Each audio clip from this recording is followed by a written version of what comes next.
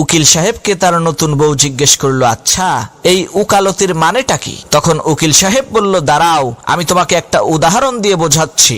ধরো আমার কাছে দুইজন লোক আসলো, একজন খুবই পরিষ্কার পরিচ্ছন্ন আর একজন খুবই অপরিষ্কার নোংরা। এখন আমি এই দুইজন লোককেই বললাম গোসল করার জন্য। এখন তুমি বলো তো এই দুইজনের মধ্য থেকে কে গোসল করবে? তখন সেই উকিল সাহেবের বউ বলল, কেন ওই নোংরা লোকটি গোসল করবে? উকিল সাহেব বলল, না ওই পরিষ্কার লোকটি গোসল করবে, কারণ তার গোসল করার অভ্যাস আছে। আর ওই নোংরা অপরিষ্কার লোকটি তো গোসলের মর্মই বোঝে না, ও গোসল করবে কেন?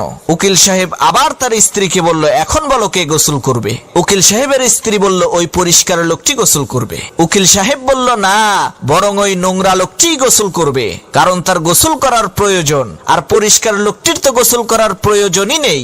এরপর উকিল সাহেব আবার বলল, এখন বলো কে গোসল করবে? তখন উকিল সাহেবের স্ত্রী বলল, ওই নোংরা লোকটি গোসল করবে। উকিল সাহেব বলল, না দুইজনেই গোসল করবে, কেননা নোংরা লোকটির গোসল করার প্রয়োজন আর পরিষ্কার লোকটির গোসল করার অভ্যাস, তাই দুইজনেই গোসল করবে। উকিল সাহেব আবার বলল, এখন বলো কে গোসল করবে? তখন উকিল সাহেবের স্ত্রী বলল, দুইজনেই গোসল করবে।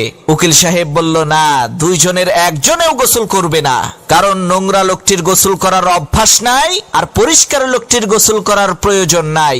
উকিল সাহেব আবার বলল, এখন বলো কে গোসল করবে? তখন তার স্ত্রী বলল, আমি মাফ চাই, এখন তুমি বলো কে গোসল করবে, কারণ তুমি প্রত্যেকবার আলাদা আলাদা উত্তর দাও আর প্রত্যেকটা উত্তরই সঠিক হয়। এখন আমি বুঝবো কি করে যে কোন উত্তরটা সঠিক?